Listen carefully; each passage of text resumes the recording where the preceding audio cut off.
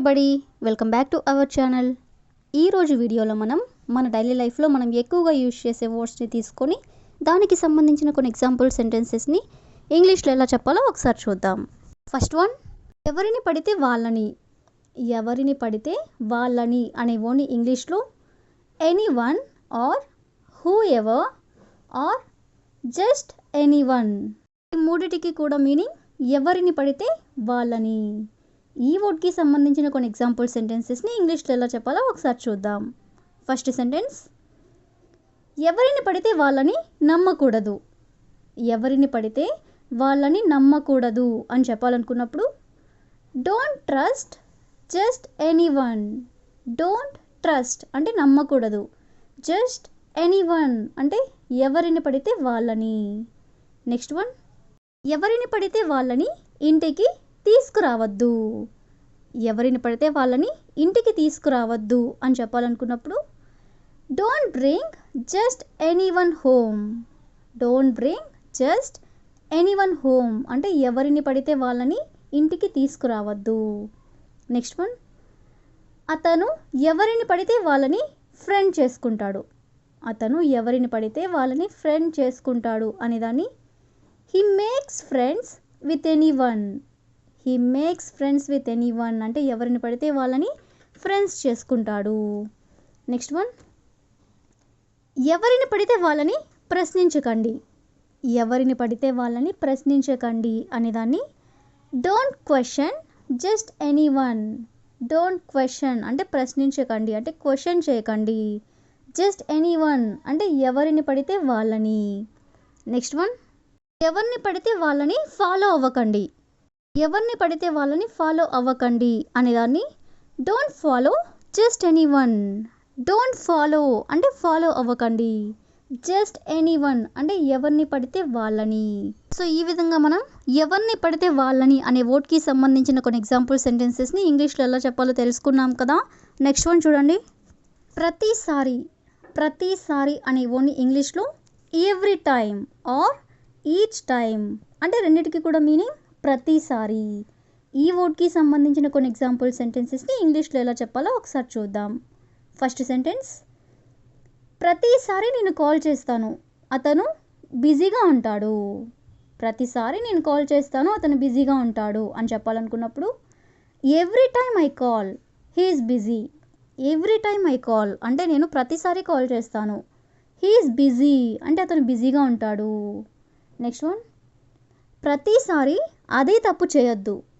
ప్రతిసారి అదే తప్పు చేయొద్దు అని చెప్పాలనుకున్నప్పుడు don't make the same mistake every time.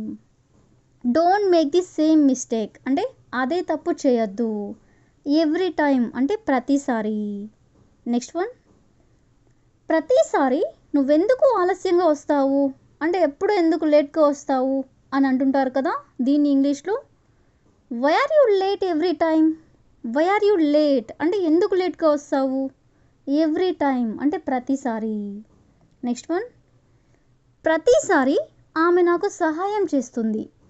ప్రతిసారి ఆమె నాకు సహాయం చేస్తుంది అని చెప్పాలనుకున్నప్పుడు she helps me every time. She helps me అంటే ఆమె నాకు సహాయం చేస్తుంది. ఎవ్రీ టైమ్ అంటే ప్రతిసారి. నెక్స్ట్ వన్, ప్రతిసారి పరీక్షల ముందు టెన్షన్ పడతాను అంటే ప్రతి ఎగ్జామ్స్కి ప్రతిసారి నేను ఎగ్జామ్స్ ముందు టెన్షన్ పడతాను అని చెప్పాలనుకున్నప్పుడు I feel tense every time before exams. I feel tense అంటే నేను టెన్షన్ పడతాను. ఎవ్రీ టైమ్ అంటే ప్రతిసారి. బిఫోర్ ఎగ్జామ్స్ అంటే పరీక్షల ముందు. నెక్స్ట్ వన్, ప్రతిసారి ఇలా జరగదు. ప్రతిసారి ఇలా జరగదు అని చెప్పాలనుకున్నప్పుడు it won't happen like this every time. It won't happen like this అంటే ఇలా జరగదు. ఎవ్రీ టైమ్ అంటే ప్రతిసారి. నెక్స్ట్ వన్, ప్రతిసారి నన్నే బ్లేమ్ చేయొద్దు. ప్రతిసారి నన్నే బ్లేమ్ చేయొద్దు అని చెప్పాలనుకున్నప్పుడు don't blame me every time. Don't blame me అంటే నన్ను బ్లేమ్ చేయొద్దు. ఎవ్రీ టైమ్ అంటే ప్రతిసారి. లాస్ట్ వన్, ప్రతిసారి కొత్తగా నేర్చుకోవాలి. ప్రతిసారి కొత్తగా నేర్చుకోవాలి అనేదాన్ని you should learn something new every time. You should learn something అంటే నువ్వు కొత్తగా నేర్చుకోవాలి. ఎవ్రీ టైమ్ అంటే ప్రతిసారి. సో ఈ విధంగా మనం ప్రతిసారి అనే వర్డ్కి సంబంధించిన కొన్ని ఎగ్జాంపుల్ సెంటెన్సెస్ని ఇంగ్లీష్లో ఎలా చెప్పాలో తెలుసుకున్నాం కదా. నెక్స్ట్ వన్ చూడండి. ఎవరి కోసం, ఎవరి కోసం అనే వర్డ్ని ఇంగ్లీష్లో for whom or for someone అంటే ఈ రెండిటికి కూడా మీనింగ్ ఎవరి కోసం. ఈ వర్డ్కి సంబంధించిన కొన్ని ఎగ్జాంపుల్ సెంటెన్సెస్ని ఇంగ్లీష్లో ఎలా చెప్పాలో ఒకసారి చూద్దాం. ఫస్ట్ సెంటెన్స్, నువ్వు ఇది ఎవరి కోసం చేస్తున్నావు. నువ్వు ఇది ఎవరి కోసం చేస్తున్నావు అనేదాన్ని for whom are you doing this. For whom are you doing this అంటే నువ్వెవరి కోసం చేస్తున్నావు. నెక్స్ట్ వన్, నేను ఈ గిఫ్ట్ ఎవరి కోసం కొన్నానో తెలుసా. నేను ఈ గిఫ్ట్ ఎవరి కోసం కొన్నానో తెలుసా అనేదాన్ని do you know for whom I boat this gift. Do you know for whom అంటే నీకు తెలుసా ఎవరి కోసం. ఐ బోట్ దిస్ గిఫ్ట్ అంటే ఈ గిఫ్ట్ కొన్నాను. నెక్స్ట్ వన్, ఆమె ఎవరి కోసం ఇంత కష్టపడుతుంది. ఆమె ఎవరి కోసం ఇంత కష్టపడుతుంది అనేదాన్ని ఫర్ హూమ్ ఈ she working so hard. For whom అంటే ఎవరి కోసం. ఈ షీ వర్కింగ్ సో హార్డ్ అంటే ఇంతగా కష్టపడుతుంది అని. నెక్స్ట్ వన్, ఇది ఎవరి కోసం తయారు చేశారు. ఇది ఎవరి కోసం తయారు చేశారు అనేదాన్ని for whom did you prepare this. For whom did you prepare this అంటే ఇది ఎవరి కోసం మీరు తయారు చేశారు. నెక్స్ట్ వన్, అతను ఎవరి కోసం ఎదురు చూస్తున్నాడు అంటే ఎవరి కోసం వెయిట్ చేస్తున్నాడు అనేదాన్ని for whom is he waiting. For whom అంటే ఎవరి కోసం. ఈజ్ హీ వెయిటింగ్ అంటే అతను వెయిట్ చేస్తున్నాడు. నెక్స్ట్ వన్, నువ్వు ఎవరి కోసం ఇలా మారిపోయావు.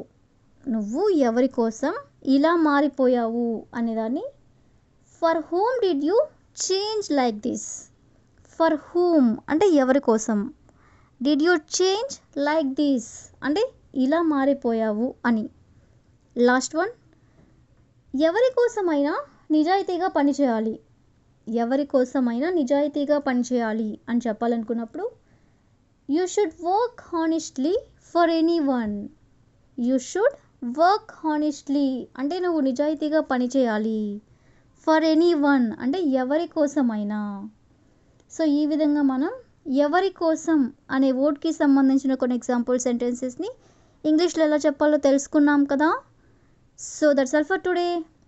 I hope you all like this video. Thank you for watching.